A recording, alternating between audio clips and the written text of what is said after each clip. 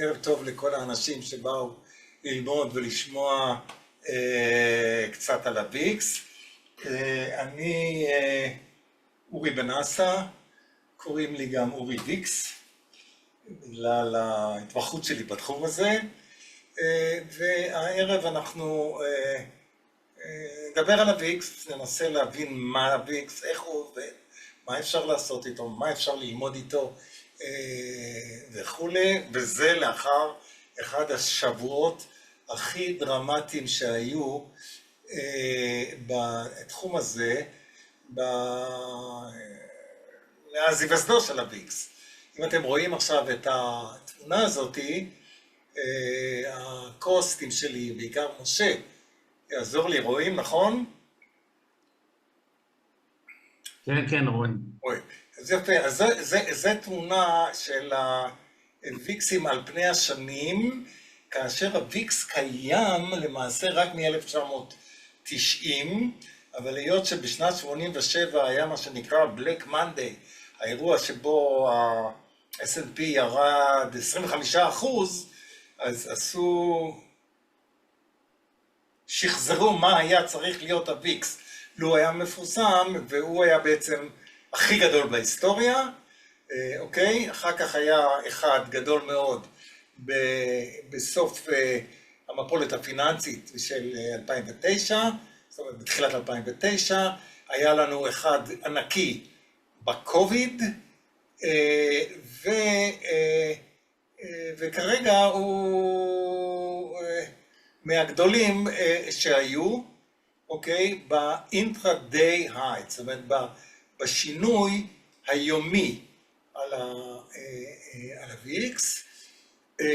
מבט אחר שאפשר לעשות על זה, זה קצת הקדמה, אבל בכל זאת, מבט אחר שאפשר לעשות על זה, זה הדבר הזה שהוא מידידי ברנט אושקופ, שהוא אחד המומחים בתחום הזה של התנודתיות, והוא הסתכל על השינויים ב-VXX כעוקבי התנודתיות, וביום שני, 5 לאוגוסט, קיבלנו את השינוי הכי גדול, כמעט 40%, 39.22 ב-VXX. אז זה שבוע דרמטי, זה הזדמנות להתעניין בוויקס וכו'. אני רוצה כמה כללים לשיחה הזאת. זו שיחה פתוחה, אוקיי? יהיה אפשר לשאול שאלות במהלך הוובינר שלי, אבל אני מציע לא להיכנס עם שאלות, לשים את השאלות בצ'אט וישאלו אותי. אם רוצים אפשר להרים יד, אחרי כל קטע אני אשאל אם יש שאלות, ואנחנו נעלה או בכתב או אין לי שום בעיה להעלות אנשים ולהקשיב, אבל רק בבקשה, אנחנו פה בשביל ללמוד, אנחנו פה בשביל להבין, בלי ויכוחים, בלי כל מיני כאלו דברים, שאלות, אפשר להביע דעות, הכל בסדר. הכל בסדר, אנחנו די פתוחים. אוקיי. רגע, אורי, מילה אחת. כן.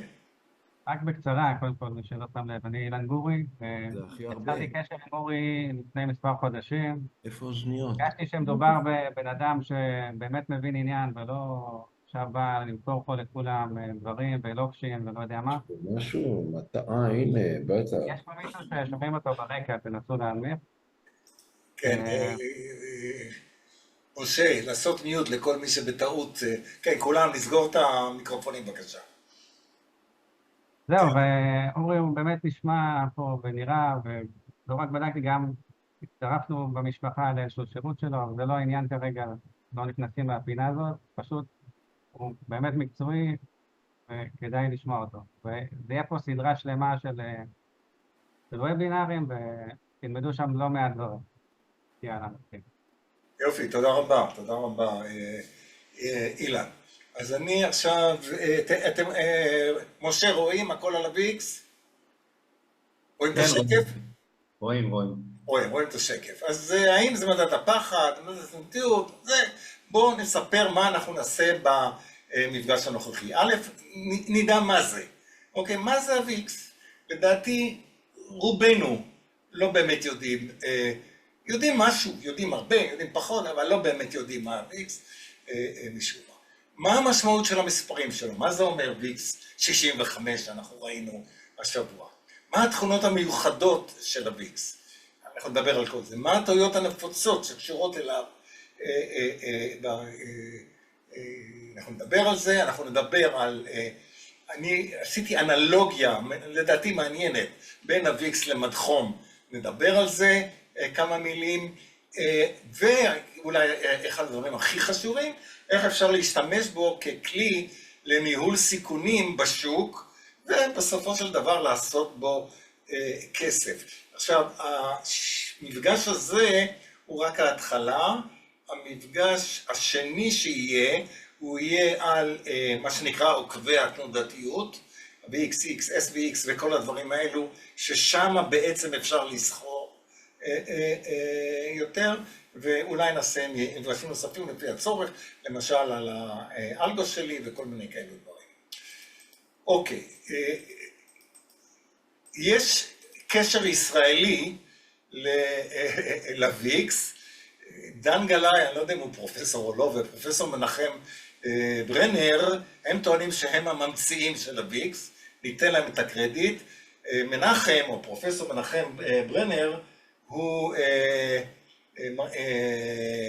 מרצה במנהל עסקים, נדמה לי שהוא עכשיו ב-NYC, באוניברסיטת NYC בארצות הברית, ואני מכיר אותו אישית, והוא ישב פה אצלי שעות, ישבנו מול המסכים, ודיברנו על ההבדלים בין המודל התיאורטי והפרקטיקה, זה סתם אנקדוטה.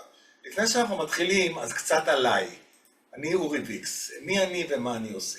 איך הגעתי לנושא? אני, אתם יודעים, כמו כולם, הגעתי לנושא בקורונה, שעשיתי איזה פשלה, והפסדתי קצת כסף, ופתאום ראיתי שאני לא מבין איך הדבר הזה עובד. אז אמרתי, וואלה, אני חייב ללמוד את זה. הלכתי, חקרתי את הספרות, מצאתי את האנשים המומחים בעולם, בשוק, בארץ. אני לא פגשתי הרבה אנשים שמבינים את הנושא לעומק.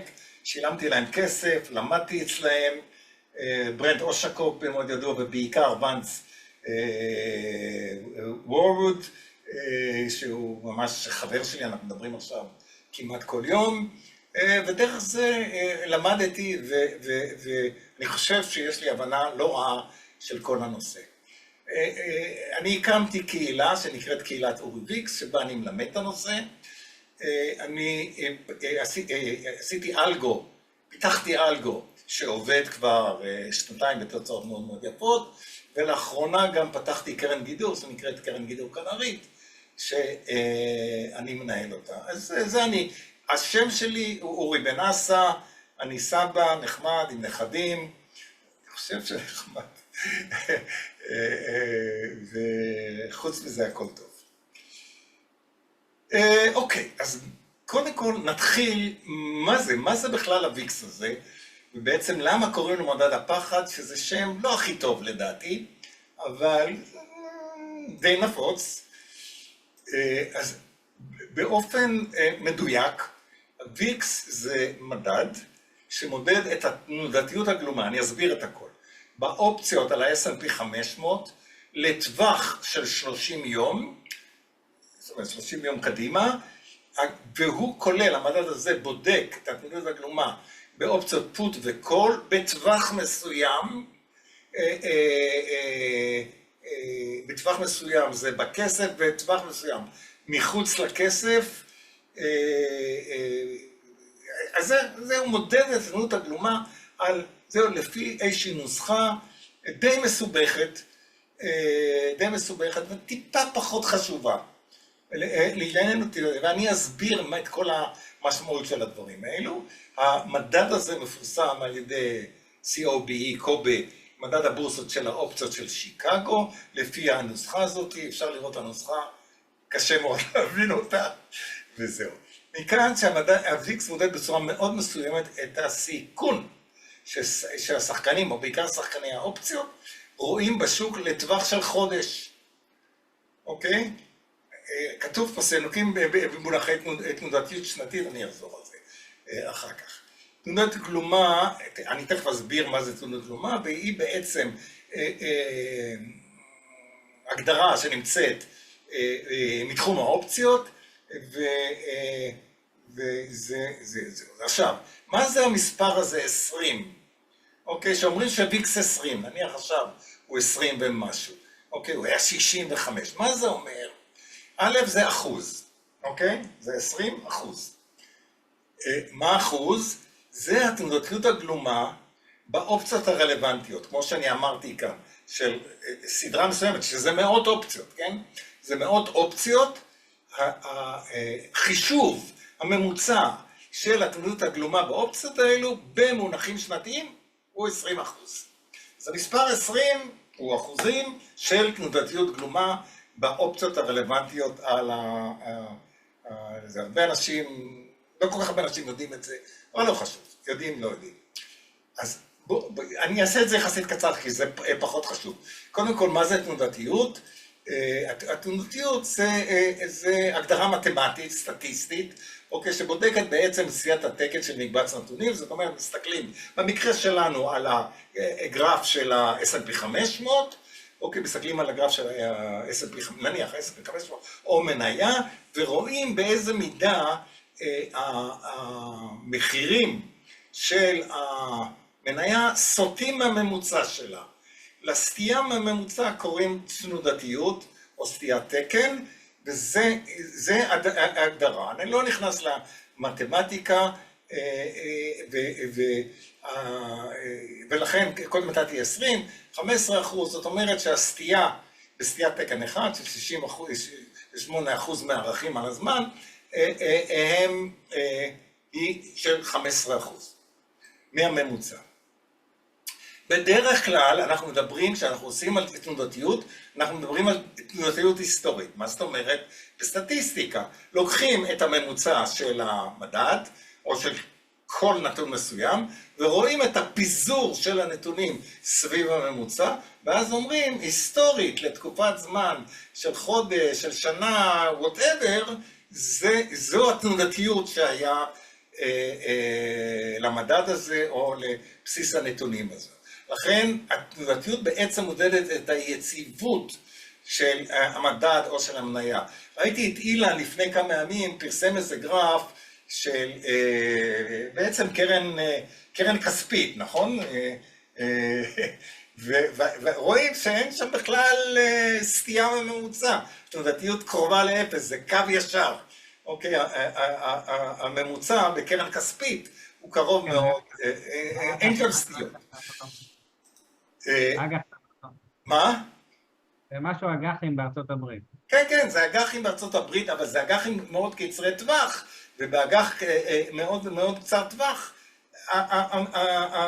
זה כמו קרן כספית, אז אין סטייה ממוצע, תנודתיות כמעט קרובה לאפס, ולכן רואים את הקו הישר שאתה זהו. עכשיו, זה הערת אגב, בדרך כלל כשמדברים בסטטיסטיקה, מדברים על מה שנקרא פילוג גאוסיאני או נורמלי זה נקרא, אוקיי, שהפילוג שווה סביב הממוצע, מלמעלה ולמטה וזה, וכל ההגדרות תמיד נמצאים שם.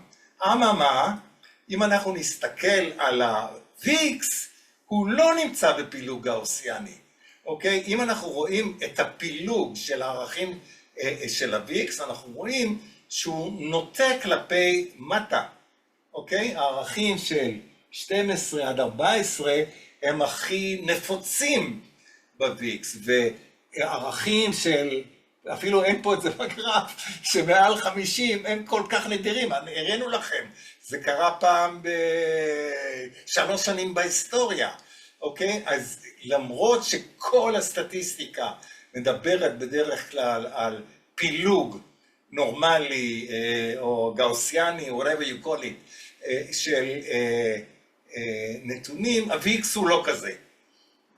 זה אחד התכונות שלו, הוא מוטה מאוד לערכים הנמוכים שלו, זה הפילוג של ה-VIX. אוקיי, מכאן תנודתיות הוא מדד הסיכון, ועכשיו עוד מילה אחת על תנודתיות גלומה, ואחר כך אם רוצים שאלות אני אענה על זה.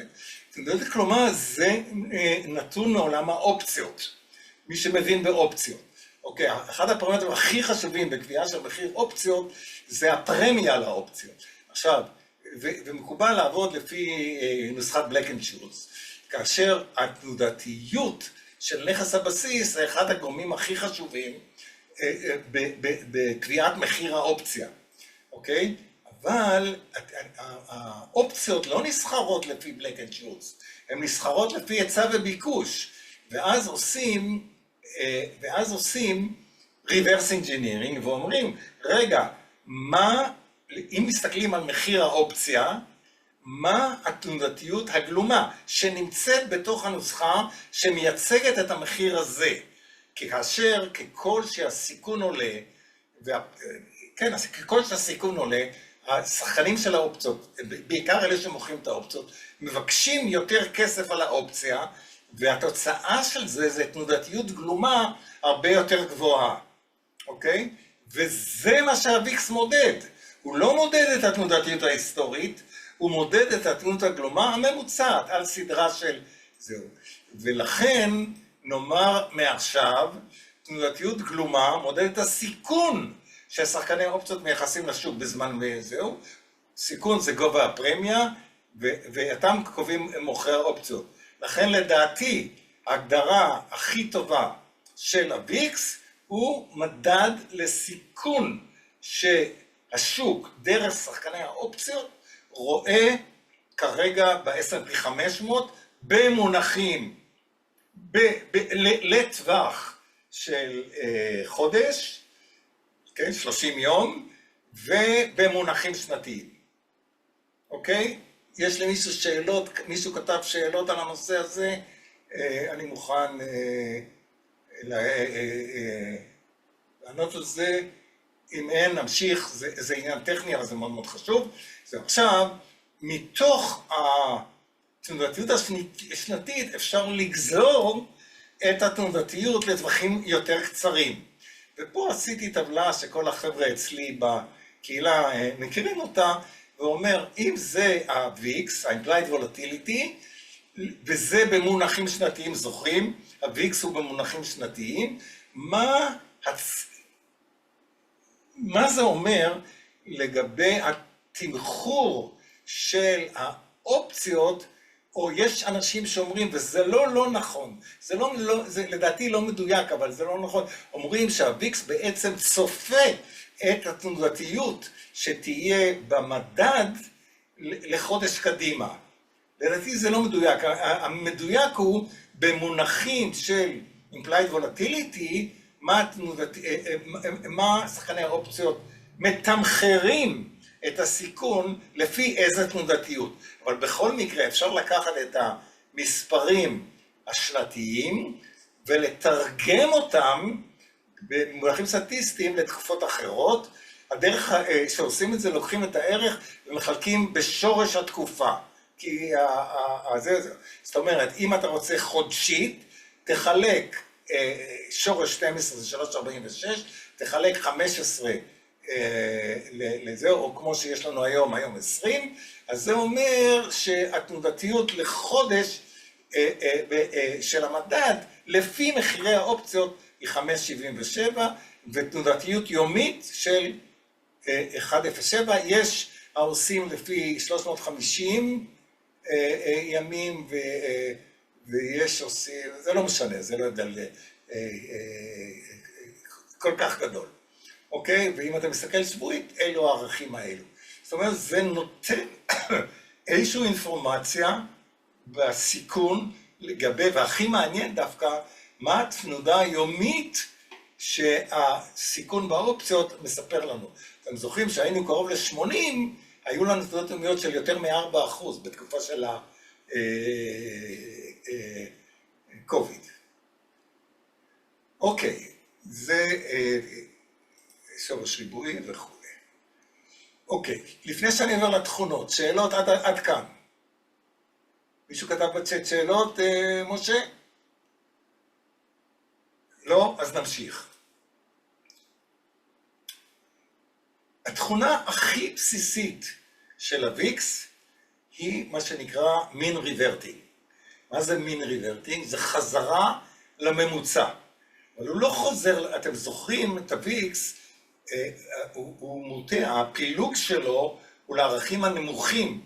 הוא תמיד חוזר, אני קורא לזה, לאזור הנוחות שלו. אזור הנוחות שלו הוא 12, בין 12 ל-15, אוקיי? אז הוא קופץ מדי פעם כאשר הסיכון עולה, ואחת התכונות הכי בסיסיים של הוויקס, שהוא חוזר ויורד למטה. משם אפשר לעשות את רוב הכסף בכל המשחק בזה. זאת אומרת, זה המדד היחידי שעושה ככה, אוקיי?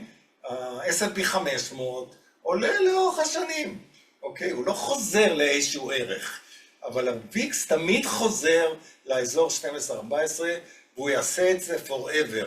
אפשר להסביר את זה גם בעניין שאם אנחנו מסתכלים על זה כמדד פחד, אוקיי? או סיכון, סיכון נרגע. יש תקופה מסוימת שהסיכון עולה, ואחר כך הוא נרגע. אנחנו תמיד חוזרים לעולם שהסיכון יותר נמוך בו.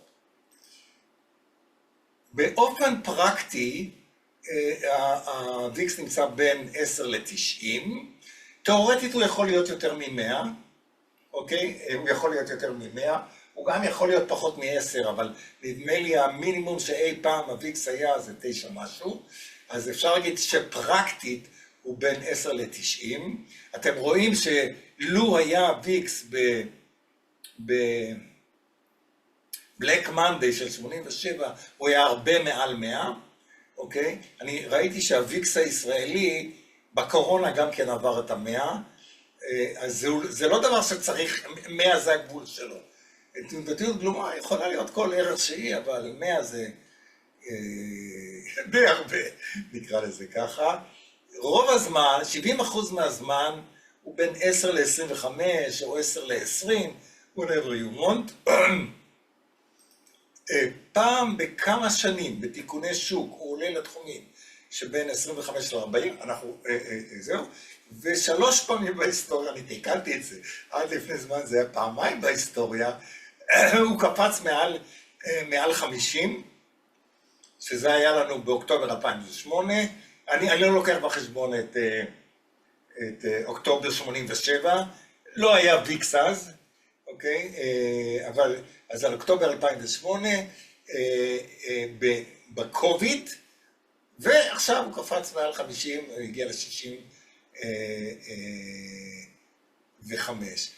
קצת נתונים שיש פה, הממוצע שלו הוא בערך 19, החציון שלו הוא 15.5, 16, אבל אתם זוכרים, הפילוג שלו מוטה מטה, ואזור הנוחות שלו הוא 12, 14. כן. יש פה איזו שאלה בנושא. כן. האם אחרי שהוויקס היה על 9 היה משבר? לא, זה לא קשור, ממש לא קשור.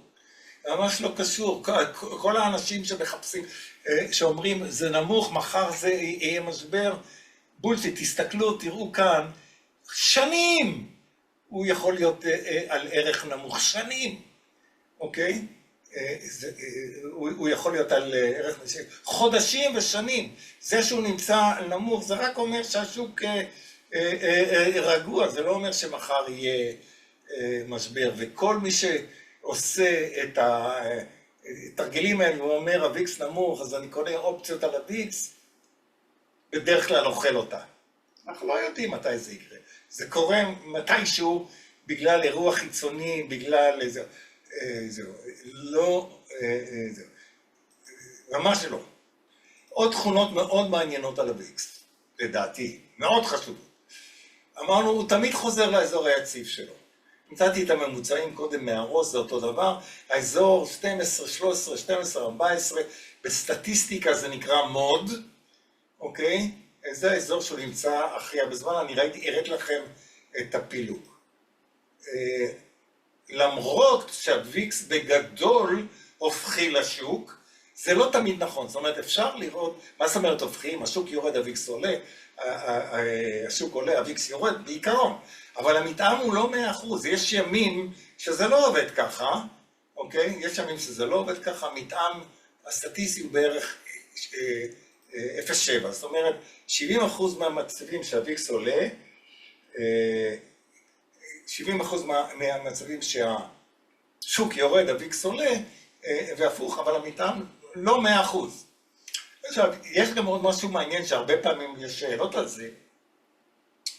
בדרך כלל שיש ירידות חדות בשוק, הוויקס עולה. אוקיי, הוויקס עולה חזק. לעומת זאת, כשיש עליות חדות בשוק, יש עליות בשוק, כאילו אומרים, התנודתיות גבוהה, הוויקס גם צריך לעלות, אבל לא. אוקיי? כי הוא לא מודד תנודתיות, הוא מודד תנודתיות גלומה. ובדרך כלל שיש עליות בשוק, השחקנים רגועים, הם לא מעלים את מחיר האופציות. התנודתיות הגלומה לא עולה. התנודתיות עולה, אבל התנודתיות הגלומה לא עולה הרבה. ולכן הוויקס כמעט לא רגיש לעליות חדות. אוקיי, עליות חדות משאירות את הוויקס במקום, אולי מורידות אותו, ועוד פעם זה מראה שהוויקס לא מודד תנודתיות. הוא מודד תנודתיות גלומה, הוא מודד בעצם את האופציות. עכשיו, זה עוד דבר מאוד חשוב. כל פעם אומרים, הוויקס עלה 10%, 15%, 50%. זה חסר ערך. זה חסר ערך. אלא אם כן, יש לזה משמעות בשילוב עם הערכים של הוויקס. זאת אומרת, אם אנחנו יוצאים בוויקס 10, ופתאום הוא קופץ ל-15, עלייה של 50% בוויקס. קרה כלום. השוק לא זז בכלל. שום דבר דרמטי, 50% עלייה בוויקס לא קרה כלום. אבל אם אנחנו נמצאים בוויקס 20, וקופצים 50% או 60% כמו עכשיו, ל-30 פלוס, יש לזה משמעות, כי זה השילוב של הערכים של הוויקס והתנועה האחוזית. זה דבר שחשוב מאוד, הרבה פעמים אתה רואה, הוויקס קפץ היום 5%, ירד 5%. עכשיו זה חסר, אי אפשר ללמוד מזה כלום, לפחות מה שאני אומר. וזה אחד הדברים הכי חשובים. הוויקס לא נסחר. המחיר שלו לא נקבע לפי היצע וביקוש. אין מסחר על הוויקס, המחיר שלו לא נקבע על ידי מסחר. הוא נקבע על ידי חישוב. הולכים ועושים ממוצע של התנודתיות הגלומה באופציות, לפי כמו שהסברתי לכם, וקובר, המדד מוציא מספר. זה לא, ולכן חבר'ה, אי אפשר לעשות עליו ניתוח טכני. ניתוח טכני, היסוד של ניתוח טכני זה התנהגות מחירים כתוצאה מהיצע וביקוש, וכתוצאה מהפסיכולוגיה, נקרא לזה ככה, של השחקנים בתגובה למחירים. עוד דבר נורא חשוב, אין שום קשר בין הערך של הוויקס והערך של ה-S&P. אנחנו ראינו, הוויקס פשוט נע לו בין 10 לסביבות ה-20, ומדי פעם הוא קופץ, כמו בשבוע האחרון לשבוע, שבועיים או משהו כזה למעלה, וחוזר. הוא תמיד נמצא בתחום הזה, של נניח ממוצע 20, אוקיי? אבל ה-S&P היה ב-500 והיה ב-1,000 ו-3,000 ו-5,000 עכשיו, ויגיע ל10,000, אני לא יודע מה.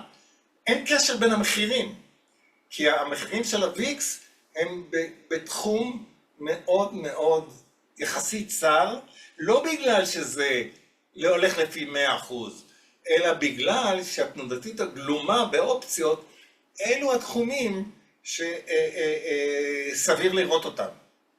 אוקיי? זה לא כמו RSI, שבהגדרה שלו הוא בין, לא יודע, 0 ל-100. זה לא.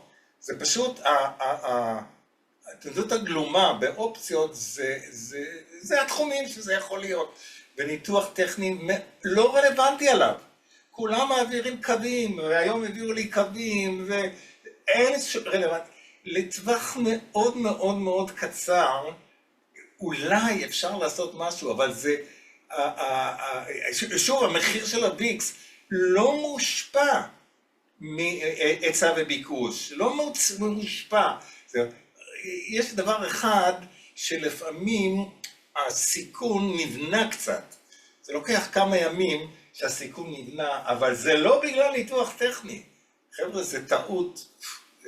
מתווכחים איתי על ימין ועל שמאל, אבל כל מי שמומחה בתחום הזה מבין את זה, וכדאי לדעתי להבין. עוד פעם, מישהו שאל על סגירת גאפ. בגלל זה שטויות להסתכל על גאפים. זה שטויות להסתכל על גאפים בוויקס. הוא לא חוזר לסגור גאפ. באופן, תראו, תחשבו על זה רגע. היות שהוויקס נע, עולה לפעמים למעלה ותמיד יורד חזרה, אז אם הוא פותח גאפ אפ, מה שנקרא, הוא פתאום עולה, הגאפ נסגר, אני לא יודע מתי, אבל הוא תמיד נסגר, כי הוויקס יגיע תמיד חזרה ל-10-12, אז אם הוא עולה קפץ בין 20 ל-30, הוא יסגור את הגאפ הזה, לא בגלל טכניקה, לא בגלל שהשחקנים רוצים לסגור גאפ וכל הדברים הטכניים הזה, כי זה האופי של הוויקס, הוא קופץ, אחר כך הוא חוזר. אבל יש גאפ דאון עוד פתוחים מימי הקוביד, והם קרוב ודאי לא ייסגרו. אם הוויקס עולה ל-80, ואחר כך הוא יורד ל-70, פותח גאפ דאון, ההסתברות שהגאפ הזה ייסגר קרובה לאפס.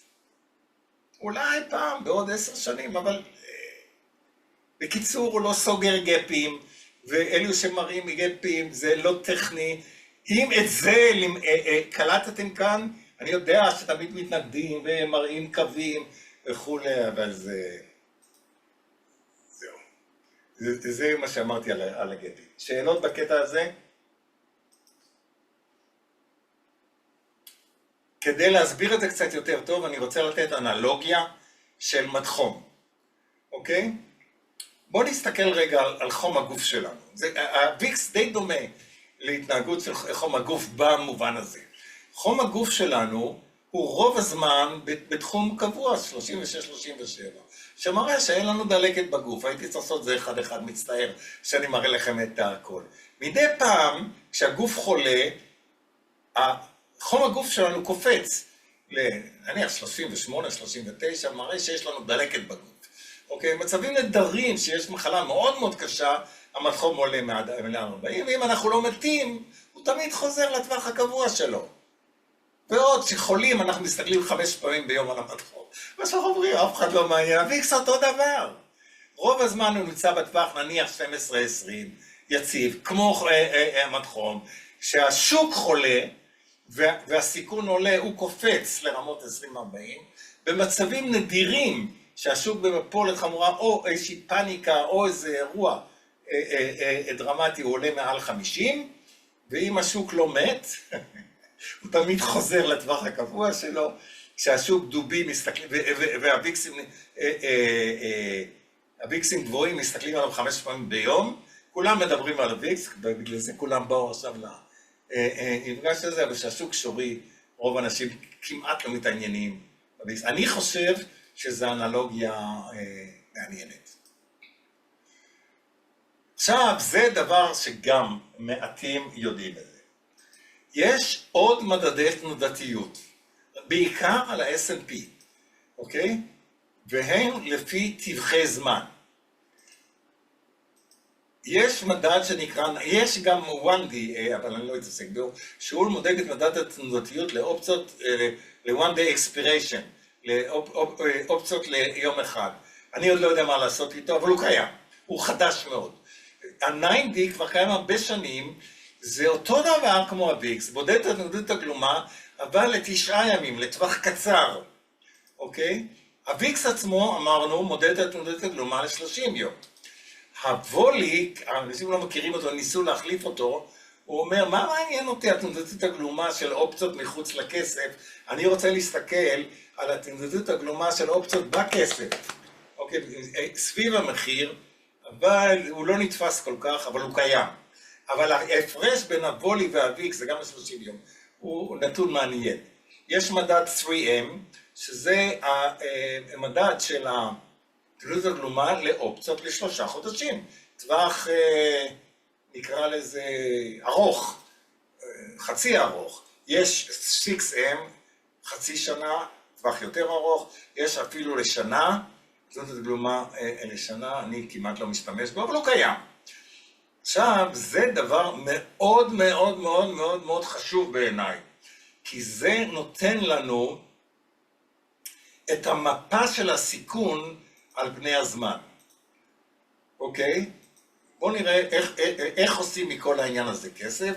אחד, תכף אני אסביר זה, ואני אתמקד בזה היום. אחד, ניהול הסיכון והמסחר בשוק, אני קורא לשיטה הזו קנרית, הרעיון ידוע, השם שלי, אוקיי? ואני מפרסם אותו כל יום, ויש שיטה נוספת שזה יהיה בפגישה הבאה, אם היא תתקיים, זה המסחר בעוקבי התנודתיות. אוקיי? בעוקבי התנודתיות. עכשיו, בואו נדבר רגע על הקנרית. אני קורא לזה קנרית כי זה כמו הציפור במכרות חכם.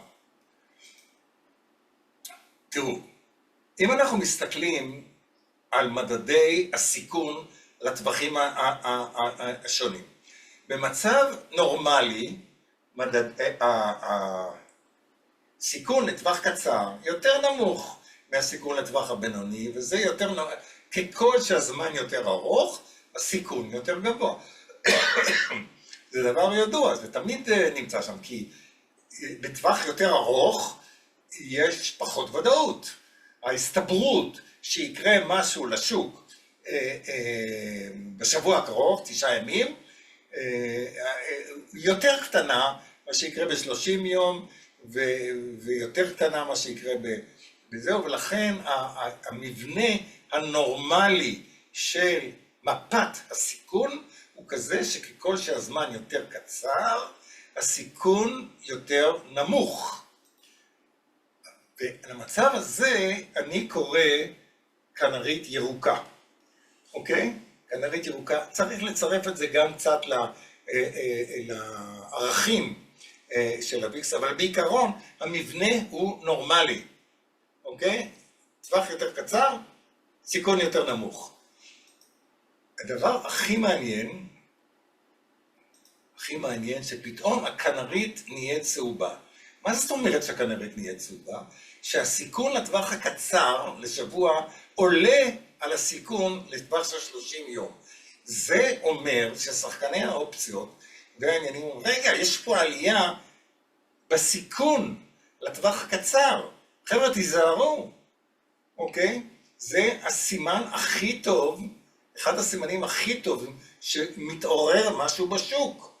אני קורא לזה צהוב, אוקיי? בדרך כלל לצאת מהשוק. זה כאשר ה-9D גדול מה-VIX. ומאוד מאוד נדיר, זה קנרית מצייצת אדום, זאת אומרת שהסיכון, זה הופך לגמרי את הכיוון שלו, ה-9D גדול מה-VIX, וגם ה-VIX גדול מה-3M, ולפעמים גם ה-3M גדול מה-6M, שזה אומר שיש מבנה הפוך כרגע של מפת הסיכון, זה מאוד מסוכן לשוק. הרבה פעמים כדאי להיכנס בשורט במצב הזה, אבל זה בהחלט מצב מסוכן מאוד, וזה, לאחרונה, אחרי שאני נתתי הרצאות, אני רואה עוד אנשים שמסתכלים על זה, אבל זה בהחלט הדבר הכי חשוב לדעתי במפת הסיכונים. איך זה עבד בעבר? אתם רואים, זה נדיר מאוד שיש קנרית אדומה. רואים, קנרית אדומה זה מאוד מאוד נדיר. כאן זה בקוביד, ממש בתחילת הקוביד, החוצה. היה עכשיו לחצי יום גם קנרית אדומה, בבול מגדן היה, ואם אנחנו נסתכל בטווחים יותר קצרים, אתם רואים, היה לנו פה קנרית צהובה, היה צריך לצאת מהשוק, אוקיי, קנרית צהובה, השוק יורד, זה השוק, זה הקנרית, אוקיי, זה היחסים בין הוויקסים השונים, אתם רואים ויקס, ויקס 90, ויק 3M, בדרך כלל שהיא ירוקה, השוק עולה, פה סוג של התרעת שווא, קורה, אוקיי? וכו'.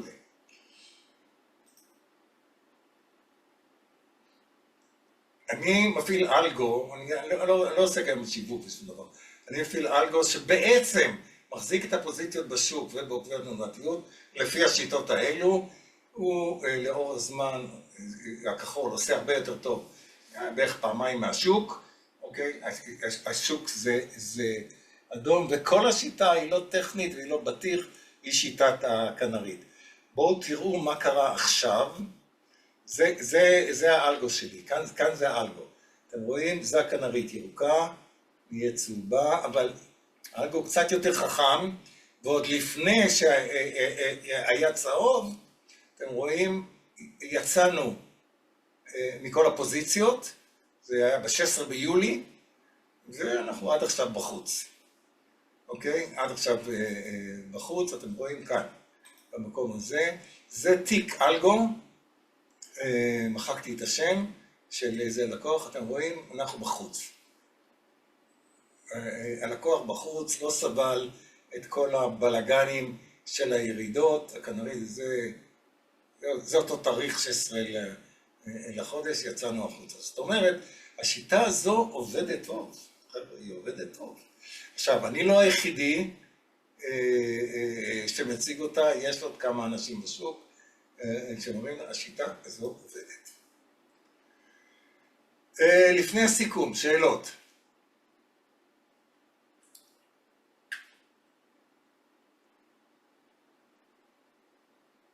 וואלה, או שהמומים, או שהבנתם את הכל. היה בצ'אט משהו. מה? בצ'אט תסתכל אם יש משהו שאפשר לענות. לא הבנתי. בצ'אט, לא, אבל בצ'אט זה דברים שכבר דיבר עליהם. כן. כן, לא יש, משה, יש משהו בצ'אט? טוב, לא משנה, הכל בסדר. אני אומר קודם כל, זה הסיכום.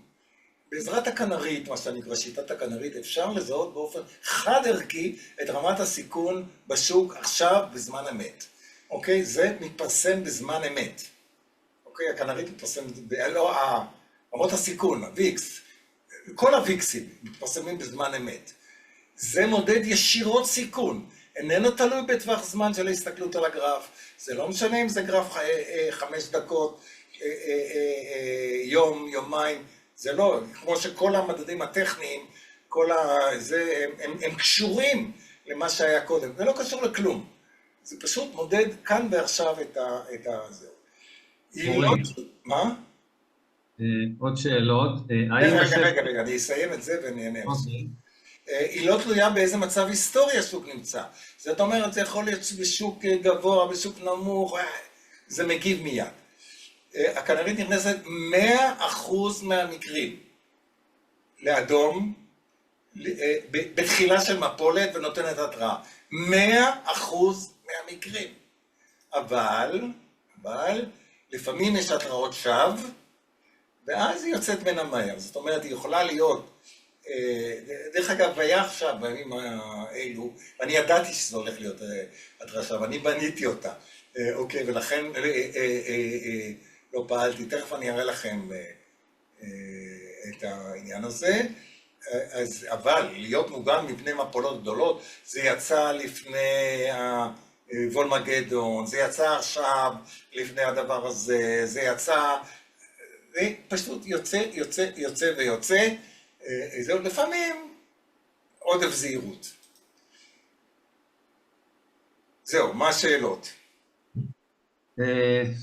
רגע. עם איזה סימבולים אתה סוחר? מה זאת אומרת איזה סימבולים? מה הסימבולים של עוקבי תנודתיות? עוקבי תנודתיות אנחנו כרגע, זה לא השיעור, אבל בעיקרון אני עובד עם כולם, אבל,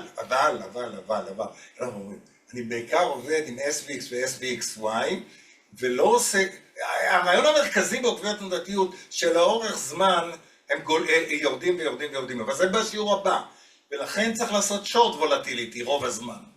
רוב הזמן, 85% מהזמן צריך לעשות שורט וולטיליטי. אסור! לעשות שורט על VXX או UVXY או כל הדברים כאלו, מותר, אבל אני לא מרשה לעצמי, כי אם קורה איזה ספייק, אתה יכול לשרוף תיק. ואם מישהו אחר עושה לך שורט וולטיליטי, דרך חוזים עתידיים, זה רק יכול לרדת חזק, אבל לא יכול לשרוף את החוזים, אבל זה שיעור אחר. כן. בתאריך 16 לשביעי, ה-VIX 90 היה עדיין מתחת ל-VIX, מה היה הטריגר ליציאה? כי רק בתאריך 24 לשביעי, אני אעשה משהו מוגזם, מקווה שאתם לא מבינים. זה האלגו, אוקיי? זה האלגו. אתם רואים שהוא יצא כאן, וזה נכון שה-9D, אתם רואים הכנרית עדיין ירוקה. עכשיו, האלגו קצת יותר אני לא יודע אם זה חכם, לוקח עוד פרמטרים מעבר ל-9D וכו', והוא יצא באמת יותר מוקדם, אוקיי? אחרת הוא היה צריך לצאת כאן, שזה ב-22 לשביעי. לא הבדל גדול, אבל היה צריך לצאת ב-22 לשביעי, כי אני עובד עם כלים נוספים מהתחום הזה שמראים לי על עלייה בסיכון. אתם רואים, היה פה לתקופה מסוימת כנרית אדומה, האלגו כאילו נכנס לשורט ויצא אפילו ברווח קטן, אבל אני עשיתי בייפס עליו, כי זה לא המצב המתאים. אז אני חושב שעניתי על השאלה, נרחיב על זה קצת יותר בשיעור על העוקבים. אבל, רק רגע, אני סוחר גם בשוק בעזרת זה, אוקיי, זה הספיי. אוקיי, זה הספיי, אתם רואים, זה הספיי. ואני סוחר גם בעוקבי התנודתיות, בעזרת זה המסחר הוא לא זהה. הוא לא זהה, אבל יש לו די הרבה מקבילות. אבל מדברים על שיטת העצלנים, אוקיי? זאת אומרת, שיטת העצלנים אומר, אני אשב ב-S&P 500, לא משנה, יעלה ויראה וזה וזה וזה וזה. הנה, יש לך שיטה שאתה לא צריך זהו. ואם אתה עושה את זה נניח עם האלגו, הוא מוציא אותך. אתה פשוט לא משתתף בירידות החדות, די בעצלנות, כי הסיכון עולה. כשהסיכון עולה, אתה לא רוצה להיות בשוק. דעתי בלבד. כן, יש שם עוד שאלה? לא. רגע, זה עשינו כאן. רגע, מה רציתי לעשות עוד? רציתי רק להגיד, אני לא עושה כרגע במחירה, ממש לא, אבל שתדעו, ואחר כך אם תרצו, זהו. אני מפעיל את השיטה הזו בכמה מקומות. אחד, יש לי קהילה, שבה אני מלמד את השיטה, יש מפגשי לימוד וסקירה שבועית, יש סקירה יומית במייל שמציג את תיק הייחוס, אני מציג תיק ייחוס שמשקיע שם ואני אומר מתי אני מתכוון לעשות פעולות ואיזה פעולות אני עשיתי, ויש קבוצת דיונים ושאלות בוואטסאפ. זה קהילה, זה בתשלום. יש אלגו, כמו שראיתם, את התוצאות שלו, ולאחרונה פתחתי קרן גידור, שנקראת כנרית, שהתחילה לעבוד לפי אותה שיטה, והיא עובדת בעיקר לקשירים. eventually אנחנו כנראה נציע לקהילה של אילן הצעות מיוחדות בתחום הזה, וזהו, פה אני מסיים, אלא אם כן יש שאלה לסיכום. יש עוד שאלות? מישהו רוצה לעלות, להתנגד, לשאול, להגיד תודה? להגיד שלמה... איך עושים מזה כסף? מה? אנשים מחכים לדעת איך עושים מזה כסף. אוקיי, שיטה ראשונה שהסברתי, היא שיטה של, נקרא לזה, תזמון הפוזיציה בשוק. אוקיי? שיטה שנייה זה דרך עוקבי התנודתיות, ואני הולך לתת וובינר נוסף, בעיקר על הנושא הזה, ושם בסיכון טיפה יותר גבוה, אפשר לעשות בזה כסף מצוין, והתוצאות האלו של פעמיים השוק, אוקיי?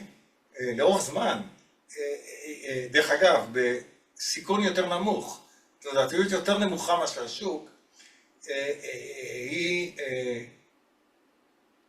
חלקה גדול נעשה במסחר בעוקבים.